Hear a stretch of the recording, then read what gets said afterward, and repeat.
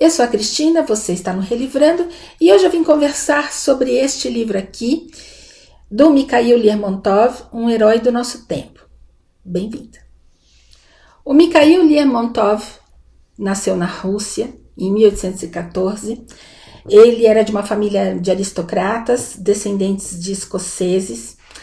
Ele era poeta, dramaturgo e escreveu este romance aqui em 1840, Um Herói do Nosso Tempo. Ele morreu muito cedo, aos 27 anos, em decorrência de um duelo que ele travou com outro oficial do exército, por causa de desavenças pessoais. E apesar dessa carreira dele ter sido muito curta, ele é considerado o segundo maior poeta da Rússia, depois do próprio Pushkin. Bom, e apesar deste livro aqui não ter uma tradução para o português do Brasil, a gente não vai encontrar esse livro na íntegra no Brasil, a gente vai encontrar só um conto, né, retirado daqui de dentro e publicado, se não me engano, pela editora 34. A gente vai encontrar outras publicações, né, de Portugal, vai encontrar em inglês, né, mas não vai encontrar esse livro integral em português. E por que eu trouxe mesmo assim para vocês?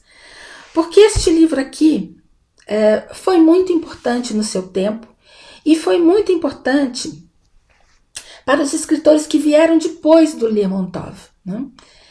Ele publicou este livro em 1840 e ele fez algumas coisas um pouco diferentes do que se costumava fazer na época, né? Ele fez um retrato, neste livro aqui, um retrato psicológico do protagonista, que é o Mikhail Pechorin,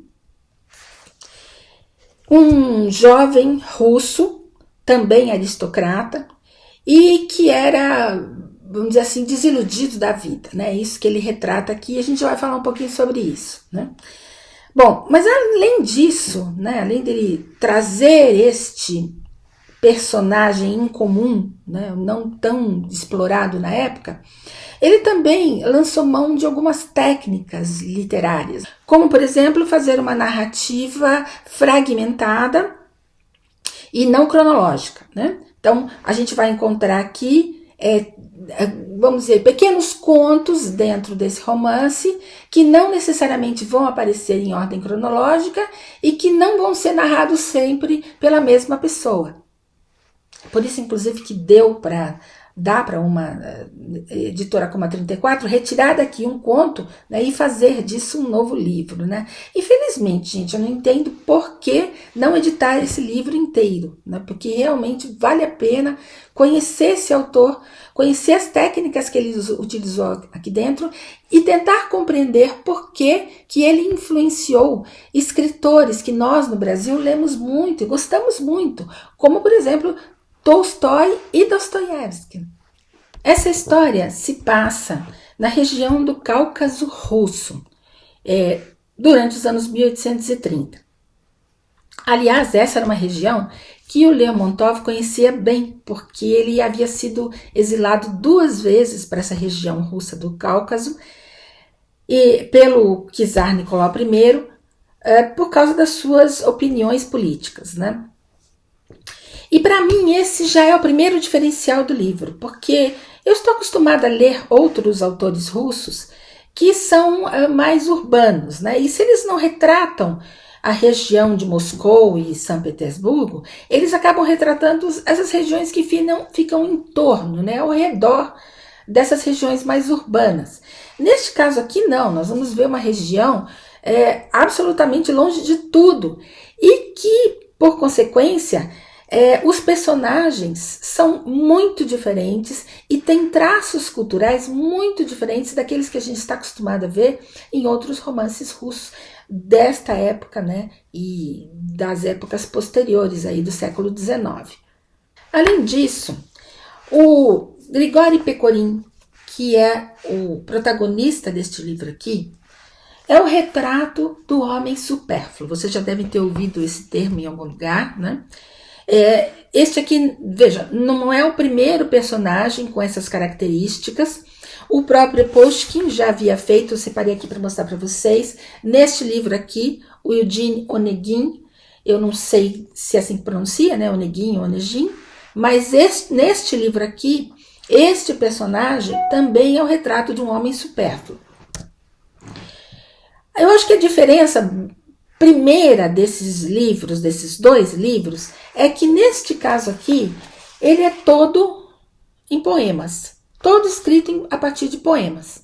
E no caso de Lermontov, não. A gente vai ter um romance, não é mais poema agora. Tá? Então eu acho que essa já é uma das diferenças. E eu acho que é proposital, porque o Lermontov vai fazer uma crítica aqui e vai tentar se distanciar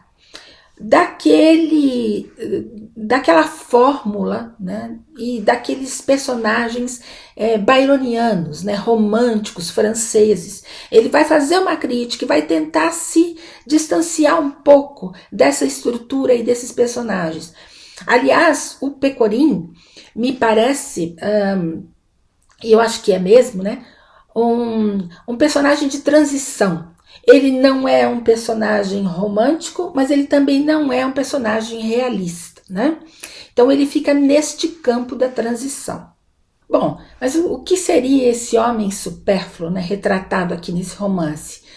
Bom, em linhas gerais, né, ele diz aqui que são homens da pequena nobreza russa que viviam num mundo paralelo, vamos dizer assim. Hoje a gente diria que seria um mundo paralelo, né? Um mundo criado por eles, com as regras próprias. Eles não tinham nenhum comprometimento com regras sociais, eles faziam o que eles queriam porque eles tinham dinheiro e poder. E eu até separei aqui umas características, né, desse homem supérfluo, né, que influenciou amplamente, gente, a literatura e a sociedade russas no início do século XIX, né? Esse termo definiria um homem que nasceu como um nobre, um homem que possuía privilégios e riquezas sem fazer esforço, bem educado e que levava uma vida despreocupada. E, por definição, esse seria um indivíduo que despreza tudo e todos, né? Como eu falei, ele não tinha nenhum compromisso aí com as pessoas. E como não podia ser diferente, né, para esse tipo de homem, a vida era monótona e absolutamente sem sentido, né, chata mesmo, tá?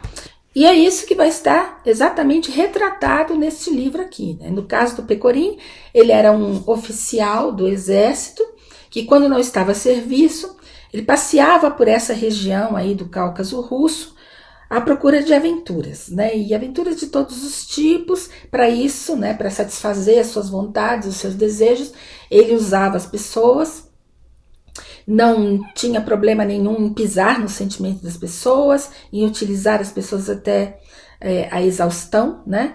Em magoar, em ferir, em matar, né? Ou não matar propriamente com as próprias mãos, mas levar à morte, né? Então ele não tinha esses compromissos assim. Ele queria mesmo encontrar algum prazer na vida que para ele era sem sentido, tá? O próprio Lermontov tinha uma definição em relação a esse personagem, né? Ele dizia que o herói do nosso tempo é de fato um retrato, não de um indivíduo específico, mas o retrato composto dos vícios de toda a nossa geração em pleno florescimento. Bom, e eu espero que vocês estejam um pouco curiosos, né, em relação à história que é contada aqui neste livro. Mas eu normalmente já não conto a história dos livros sobre os quais eu falo aqui, dessa vez não vai ser diferente. O que eu posso adiantar para vocês é que ao longo desse livro todo, o Lermontov vai tratar de 3 temas, né? O tema do amor, o tema da amizade e o tema da aventura, tá? E esses temas vão estar sempre interligados. Mas outra coisa que eu posso dizer para vocês, principalmente para quem se propuser a ler esse livro, é que você que vai ler vai se sentir bastante incomodado com esse personagem, com esse protagonista. Porque ele é muito contraditório. Então, assim, ao mesmo tempo que ele é um homem sensível, que tem, assim, uma certa sensibilidade intelectual, né? Ele é um homem extremamente cínico, né? Ele, para fazer o que ele acha que tem que fazer, para chegar nos seus próprios objetivos, ele não poupa nada nem ninguém, tá? Além disso, ele é extremamente arrogante. Isso é irritante, gente. Ele é extremamente arrogante. Mas, ao mesmo tempo, né, ele tem diria assim, uma visão profunda do seu próprio eu, do seu próprio caráter. Ainda que um caráter duvidoso, né? Aliás, é nesses momentos, né, em que ele simboliza essa melancolia desse herói romântico, né, que medita sobre a própria vida, sobre a futilidade da vida, né? Então, veja, essas contradições fazem com que a gente ame e odeie, né, esse personagem. Tanto que uma das coisas que a gente encontra quando vai procurar, né, ler sobre esse romance é que esse personagem seria a semente do anti-herói, né, do personagem anti-herói que a gente encontra hoje nos textos do século XX e século XXI. Né? Então vejam, a influência desse livro é muito grande, né, e deste personagem para a literatura também. Outra coisa que dá para a gente fazer com esse texto é dividir em dois, né, e prestar bastante atenção nas duas narrativas. Então, na primeira narrativa, a primeira parte, a gente tem que prestar atenção no narrador, que é o Maxime, que é o amigo do Pecorin. E na segunda parte, as histórias do Pecorin vão ser contadas por ele próprio, através de um diário. Então veja, o livro vai ter duas perspectivas. A de um amigo do Pecorin, que aliás adora o Pecorin. A gente não entende muito bem porquê, mas ele adora o Pecorin, né?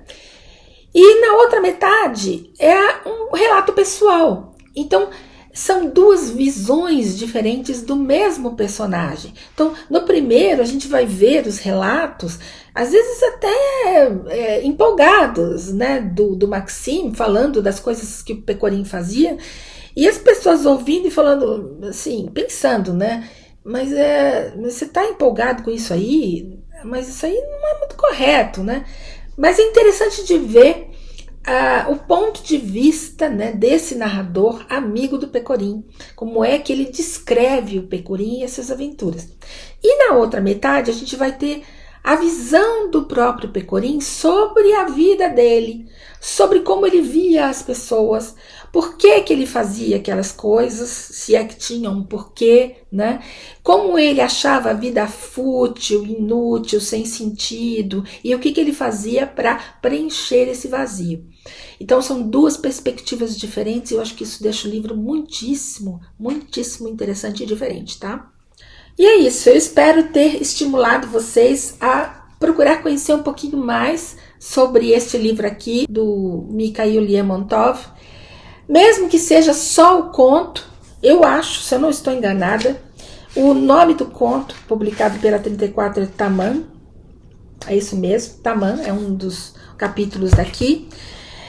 Este homem supérfluo foi muito importante para a literatura que veio depois do Pushkin, do Lermontov. Nós vamos encontrar um livro que chama O Diário do Homem Supérfluo, escrito pelo Turgenev. É um livro interessante, mas eu ainda acho que o Lermontov é muito melhor, né? Ele era um escritor melhor do que o Turgenev, mas aí é opinião minha, muito pessoal, né? E a gente vai encontrar características desse homem supérfluo em outros escritores, inclusive, por exemplo, no Homem do Subsolo, do Dostoiévski, tá bom? Então, por todas essas coisas, eu acho que vale a pena a gente, pelo menos, conhecer, né, este livro aqui. E eu espero que vocês tenham gostado dessa dica, tenham gostado do vídeo. Se vocês gostaram, eu vou pedir para que vocês deem um like, né, porque isso ajuda muito a divulgar o canal. Se vocês são inscritos, verifiquem se a inscrição de vocês ainda está ativa. E se vocês não são inscritos, agora é uma excelente oportunidade para se inscrever, porque estamos indo embora, o vídeo já acabou e uma excelente semana para vocês.